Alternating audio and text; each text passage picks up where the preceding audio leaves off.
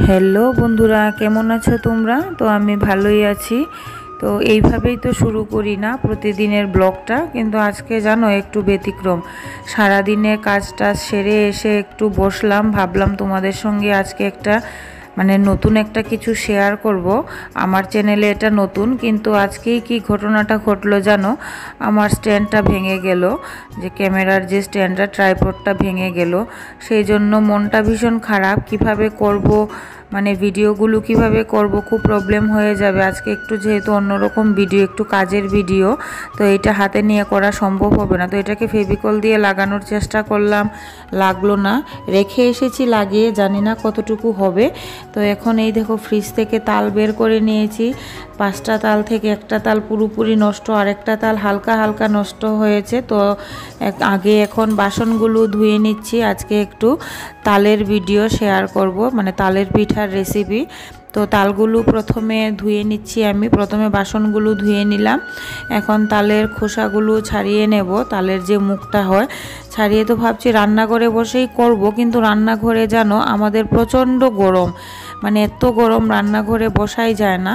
তো ভাবলাম রান্নাঘর থেকে চলে যাব বড় ঘরে। ছেলে এখনও স্কুল থেকে আসেনি, তো আগে তালের খোসাগুলো ছাড়িয়ে নেব। সবগুলো ছাড়িয়ে একসঙ্গে বাটিতে নিয়ে তারপরে করব। আর এদিকে আমি একটু পুরোপুরি ঘড়ি দেখছিলাম, জানি না কখন ছেলে আসবে। ছেলে আসলে তো আবার আমাকে আমার কাজ করতে খুব প্রবলেম হয়ে যায়।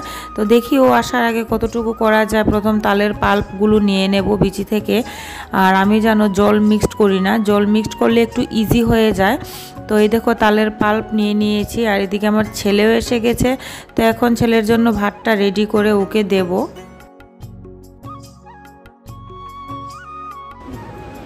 এইখানে বসে খেয়ে নাও, ফ্যানের নিচে। এখানে ফ্যানের নিচে বসে খেয়ে নাও। মার অনেক কাজ, এগুলো সারতে হবে আজকে। বলো, একা একা আজকে নিয়ে খেয়ে না, আমার অনেক কাজ বাবা। এগুলা কখন কি করব, দেখো তো কতগুলা, এগুলো আমাকে শেষ করতে হবে। তুমি খেয়ে নাও, আমি জল এনে দিচ্ছি। তো ছেলেকে ভাতটা দিয়ে আমি আবার শুরু করলাম। ও নিজের হাতে নিয়ে খেতে চায় না, বিরক্তিকর। তো আজকে খেতেই হবে, অনেক বুঝিয়ে বললাম, তো খাচ্ছে আমার সাইডেই বসে। আর তালে আমি রস নেওয়ার জন্য আগে জল দিই না, দিলে হয় কি পরে আবার পিঠা বানানোর জন্য আলাদা কাপড়ে ছেঁকে নিতে হয়, একটু সময় টানিয়ে রাখতে হয় যাতে জলটা পড়ে যায়। তো সেরকম করি না।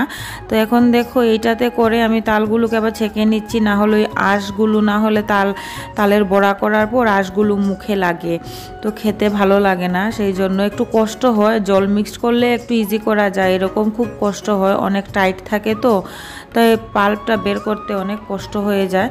তো এই দেখো এখন আমি তালের পাল্পগুলো নিয়ে নিচ্ছি, নিয়ে নেওয়া হয়ে গেছে আমার। আর এখন নারিকেলটা কুড়িয়ে নিচ্ছি। নারিকেলটা কুড়িয়ে তারপরে পিঠাটা রেডি করব। আর এক হাতে হাতে করছি জানো, ক্যামেরা মোবাইলটাও তো ধরতে হয়। আর আজকের দিনেই বলো আমার ট্রাইপডটা নষ্ট হলো, ভেঙেই গেল।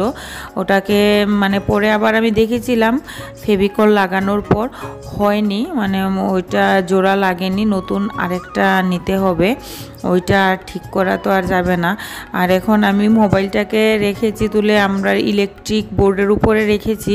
কেন উপরে না রাখলে ভালো দেখা যায় না, ভিডিওতে ভালো আসে না।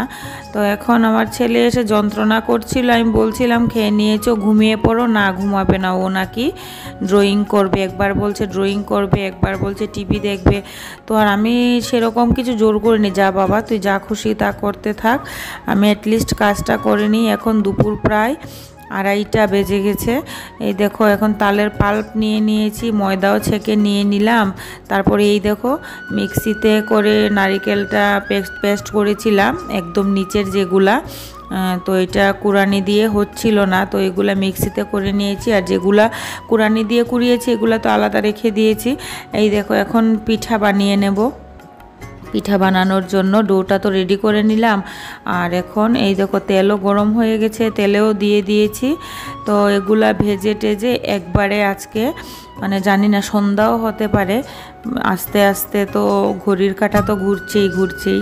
তো তালের পিঠাগুলো ভেজে নিচ্ছি। এই দেখো বেশ সুন্দর লালটে লালটে হয়েছে। আর গ্যাসটা আমি নিচে নামিয়ে নিয়েছি, জানো এতক্ষণ ধরে দাঁড়িয়ে করা পসিবল হবে না, পিঠে এত ব্যথা করছিল। আর এখন পর্যন্ত আজকে সকাল থেকে এখনও ভাত খাওয়া হয়নি। আর মাথায় এত ধরেছে, প্রচণ্ড ব্যথা, মানে মাথা ব্যথার জন্য ট্যাবলেটও খেয়ে নিয়েছি। তো আমার তালের পিঠা বানানো প্রায় শেষ। এই দেখো তোমাদেরকে দেখাচ্ছি 3 বাটিতে হয়েছে। এক বাটিটা আমি মানে একটা বাটির পাঠাবো আমার মামা শ্বশুরের বাড়িতে, একটা বাটির থেকে আমার বাবার বাড়িতে, আর একটা বাটি রাখবো, এটা আমরা খাবো, প্লাস বাড়ির অন্য মানে বাড়িতেও কয়েকজনকে দেব। তো সেই জন্য এই দেখো তালের পিঠা রেডি। এই দেখো প্যাকেটিং করে দিয়েছি। তো আমার হাজব্যান্ডকে আমি বুঝিয়ে দেব, নিয়ে যাবে আমার স্বামীকে, নিয়ে দিয়ে আসবে ওদেরকে। আর সন্ধ্যাও হয়ে গেছে, বৃষ্টিও ভাব, জানি না কখন হঠাৎ বৃষ্টি এসে পড়বে।